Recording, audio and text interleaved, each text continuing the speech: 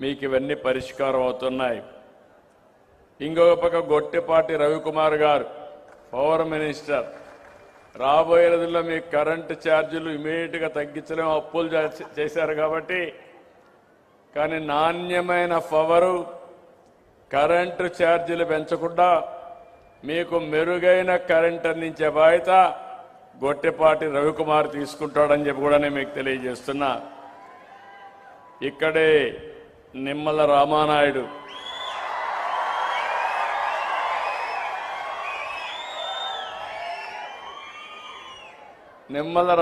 మీరు చూస్తే మామూలు ఎన్ని పదవులు వచ్చినా ఎల్లో షర్ట్ మాత్రం వదిలిపెట్టాడు. పెళ్ళప్పుడు కూడా ఎల్లో షర్టే ఉంటుంది. రెండోది సైకిల్ కూడా వదిలిపెట్టాడు. ఎక్కడికి పోవాలన్నా కారులో పోయే అవకాశం ఉన్నా సైకిల్ మీద తిరుగుతూ సామాన్య ప్రజల్లో ఒక్కడుగా నిరంతరం పనిచేస్తున్నటువంటి రామానాయుడు గారు, ఆయనకు ఒక పెద్ద బాధ్యత అప్పచెప్పాం. భవిష్యత్తులో నీటి సమస్య లేకుండా తాగడానికి, వ్యవసాయానికి, ఇండస్ట్రీకి నీళ్లు ఇచ్చే బాధ్యత ఆయన చేయాల్సిన అవసరం ఉంది. ఆ బాధ్యత అప్పచెప్పాం. ఇక్కడే ఎమ్మెల్యే పక్క నర్సాపురం ఎమ్మెల్యే గౌరవనీయులు బొమ్మిడి నారాయణ నాయక్ గారు ఒక వెనుకబడిన వర్గాల నుంచి వచ్చారు. మన జనసేన పార్టీ నుంచి వచ్చారు. వారు కూడా రాత్రింబగళ్ళు పనిచేస్తారు. వాడికి కూడా మనస్ఫూర్తిగా స్వాగతం. అదే మరి గౌరవ శాసనసభ్యులు ఉన్నారు. గౌరవ శాసనసభ్యులందరికీ, చైర్మన్లు ఉన్నారు, చైర్మన్లందరికీ, ప్రజాప్రతినిధులందరికీ, ఇంకొక పక్క అధికారి honourable special chief secretary commissioner of revenue Shri Jayalakshmi గారు, జిల్లా కలెక్టర్ నాగవాణి గారు, ఇంకో పక్క నా పక్కనే ఇద్దరు బెనిఫిషరీస్ కూర్చోబెట్టుకున్నాను. నేను ఎక్కడికి వచ్చినా నా పక్కనుండేది మంత్రులు, ఎమ్మెల్యేలు, అధికారులు కాదు, సామాన్య ప్రజల యొక్క కష్టాలు తెలుసుకోవాలనే ఉద్దేశంతోనే ఈరోజు పట్టాదారు పాస్ పుస్తకాలు ఇస్తున్నటువంటి ఇద్దరు లబ్ధిదారులు పక్కన కూర్చొని పెట్టుకున్నాం. ఈరోజు ఇక్కడికి వచ్చినప్పుడు మీ అందరికి కూడా మరొక్కసారి మనస్ఫూర్తిగా ఈ మీటింగ్కి స్వాగతం పలుకుతున్నా. ప్రత్యేకంగా మా ఆడబిడ్డలకు అభినందనలు, స్వాగతం, సుస్వాగతం. పెద్ద ఎత్తున వచ్చారు. మీ అందరికీ అభినందనలు. ఈరోజు గోదావరి జిల్లా, ఎప్పుడు ఈ జిల్లాకు వచ్చినా ఒక ఆహ్లాదకరంగా ఉంటుంది. ఎటు చూసినా ఒక పక్క గోదావరి పరవళ్ళు, ఇంకో పక్కన పచ్చని పొలాలు, కొబ్బరి తోటలు, ఎక్కడా ఒక సెంటు వేకంట్ లేకుండా సెంటు కనపడిస్తే చెట్టు పెట్టే మనస్తత్వం ఉండే రైతుండే ఏకైక జిల్లా వెస్ట్ గోదావరి జిల్లా. భూమిని సద్వినియోగం చేసుకుంటారు. పంటలు పండించడంలో మీకంటే మించిన వాళ్ళు ఎవ్వరూ లేరు.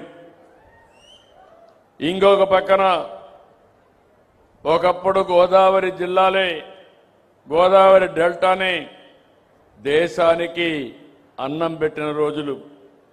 అలాంటి గోదావరి జిల్లాలో ఈరోజు మీ అందరితో మీకు ఒక పెద్ద అనుబంధం, భూమితో విడదీయరాని అనుబంధం మీ అందరిది. అయితే నాకు కూడా కొన్ని ఇబ్బందులు. ఎక్కడైతే నేను విశాఖపట్నం పోతే భూమి కావాలంటే ఇస్తారు, అక్కడ పెట్టుబడులు వస్తున్నాయి, పెద్ద పెద్ద ఇండస్ట్రీస్ వస్తున్నాయి. రాయలసీమకు పోతే భూమి కావాలంటే ఇస్తారు, అక్కడ కూడా పెద్ద ఎత్తున వస్తాయి. ఇక్కడ మాత్రం ఒక సెంటు భూమి ఇవ్వాలంటే చాలా కష్టం, సేకరించాలన్నా కష్టం. ఓసారి నాకు అనిపిస్తుంది ఈ జిల్లా పైన నాకు ప్రత్యేకమైన అభిమానం ఇప్పుడే కాదు, మొదటి నుంచి కూడా ఈ జిల్లా నన్ను పార్టీని ఆదరించారు, అభిమానించారు. అలాంటి జిల్లా. కానీ ఇండస్ట్రీస్ కూడా రావాలి. ఒక పక్క అక్వాకల్చర్ నిన్నే కేంద్ర మంత్రులు నలుగురు వచ్చారు. నలుగురితో విశాఖపట్నంలో ఒక మీటింగ్ పెట్టి భవిష్యత్తులో అక్వా రైతులను ఆదుకోవడానికి కూడా ఒక ప్రణాళిక తయారు చేస్తానని చెప్తాను. ఇంకొక పక్కన మీరు ఒకసారి చూస్తే ఇలాంటి జిల్లాలో మీకు గొడవలే తెలియవు. ఎప్పుడు కూడా మీరు ఎక్కడ విరోధాలే పెట్టుకోరు. అలాంటిది మీ జిల్లాలో కూడా గత ప్రభుత్వం భూ సర్వే పేరుతో చాలా అవకతవకలు చేశారు, రికార్డులు మార్చారు, మీ భూమి 22 ఏలో పెట్టారు. ఇలాంటి అనేక సమస్యలు చేసి మీకు ఇబ్బందులు కలిగించారు. అంతేకాకుండా మీ మధ్య చిచ్చు పెట్టే పరిస్థితి కూడా వచ్చారు. అందుకే ఈరోజు నేను ఒకటే ఆలోచించాను. ఇంత మునుపు కూడా నేను మొట్టమొదటిసారిగా 94లో రెవెన్యూ మంత్రి అయ్యాను, ఫైనాన్స్ మినిస్టర్గా పనిచేశాను, రెవెన్యూ సమస్యలు తెలిసిన వ్యక్తిని. ఇంకో పక్క మీరు ఒకసారి ఆలోచిస్తే ఆంధ్రప్రదేశ్ రాష్ట్రంలో రెవెన్యూ సమస్యలు తక్కువగా ఉంటాయి. దానికి కారణం బ్రిటిష్ వారి పరిపాలన. ఆ రోజు బ్రిటిష్ వారి పాలనలో మీరు చూస్తే ఎక్కడికక్కడ విలేజ్ కరణం పెట్టేవాళ్ళు, మున్సిపల్ పెట్టేవాళ్ళు, రెవెన్యూ కలెక్ట్ చేసేవాళ్ళు, అదే మరి ఎప్పటికప్పుడు జమాబందీని నిర్వహించేవాళ్ళు. అంటే ప్రతి ఒక్క సంవత్సరం అకౌంట్స్ అన్ని ఫైనలైజ్ చేసి తద్వారా మీ భూమి మళ్ళా ఒకసారి రెన్యూ చేసి మీ దగ్గర భూమి శిస్తు వసూలు చేసేవాళ్ళు. అందువల్ల రికార్డులు ఎక్కడా తేడా ఉండేది కాదు. అదే నేను హైదరాబాద్ చూశాను. 9.5 సంవత్సరాలు ముఖ్యమంత్రిగా ఉన్నాను. వివాదాలు ఎక్కువ ఉండేటివి. దానికి కారణం నిజాం పాలన.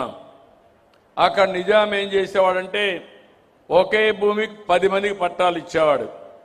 ఆ 10 మంది ఆ భూమి చుట్టూరు తిరుగుతూ ఉండేవాళ్ళు. ఓసారి ప్రభుత్వ భూమిని కూడా మాదని వాళ్ళు కబ్జా చేసేదానికి వస్తే నేను చాలా దిక్కడ బోర్డులు పెట్టి ఆ భూమిని కాపాడిన రోజులు. అలాంటిది నాకు ఎప్పుడూ ఈ సమస్య కనపడలేదు. 2024 నేను ముఖ్యమంత్రి అయిన తర్వాత ప్రతిపక్షంలో ఉన్నప్పుడు కూడా చూశాను. మీరందరూ గుర్తుపెట్టుకోవాలి, ఒక దుర్మార్గమైన పాలన వస్తే విధ్వంసం చేయడమే కాకుండా మీ జీవితాల్లో ఏ విధంగా సమస్యలు సృష్టిస్తారో ప్రతి ఒక్కరూ గుర్తుపెట్టుకోవాల్సిన అవసరం ఉంది. ఆ రోజు వీళ్ళు చేసిన పని ఎవరికి ఎలాంటి ఆలోచన రాలేదు. ఒక కొత్త చట్టం తీసుకొచ్చారు, ల్యాండ్ సీలింగ్ యాక్ట్ అని, టైటిల్ యాక్ట్ అని తీసుకొచ్చారు. టైటిల్ యాక్ట్ అంటే మన భూమిని మొత్తం కూడా ఆ చట్టం కింద తీసుకొచ్చి ఎంఆర్ఓ, జాయింట్ కలెక్టర్, సిసిఎల్ఏ వీళ్ళు ఉంటారు అడ్మినిస్ట్రేషన్లో. అట్లా కాకుండా ఆనాటి ముఖ్యమంత్రి ఆయన అనుకున్న వ్యక్తులనేసి మొత్తం కలిసి చూస్తే